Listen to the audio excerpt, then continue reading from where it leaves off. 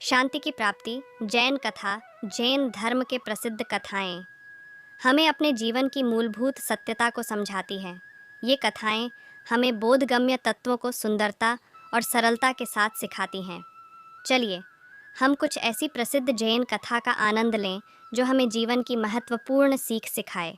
एक युवक ने एक प्रमुख जैन गुरु के पास आकर सवाल पूछा, गुरुजी, मुझे शांति की प्राप्ति के लिए क्या करना चाहिए? गुरुजी ने मुस्कुराते हुए कहा, चलो, मैं तुम्हें एक कठिनाई के रास्ते पर ले चलता हूँ। युवक ने गुरुजी की ओर हैरानी से देखा और सोचा, कठिनाई? लेकिन मैं तो शांति चाहता हूँ। फिर भी उसने गुरुजी के पीछे चलना शुरू कर दिया। गुरुजी ने यात्रा के दौरान एक पहाड़ी के ऊपर चढ़ाई की और उसे बताया, यही एक बड़ी पत्थर है जिसे तुम्हें नीचे ढकेलना होगा।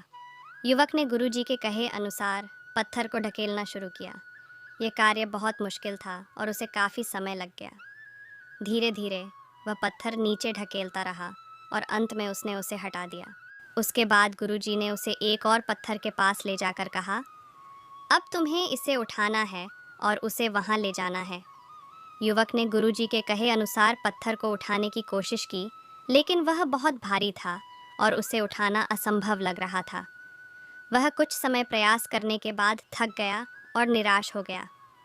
गुरुजी ने मुस्कुराते हुए कहा, तुम देखो, तुमने पहले पत्थर को ढकेला, लेकिन तुम उसकी वजह से सामर्थ्य और मजबूती का अनुभव किया।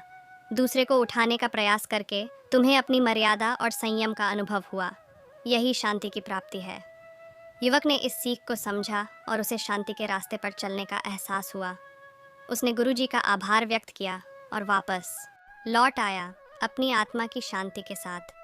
ये जैन कथा हमें सिखाती है कि जब हम कठिनाइयों और चुनौतियों का सामना करते हैं तो हम अपने अंदर की सत्य शांति को प्राप्त कर सकते हैं। इसके लिए हमें धैर्य और संयम की आवश्यकता होती है।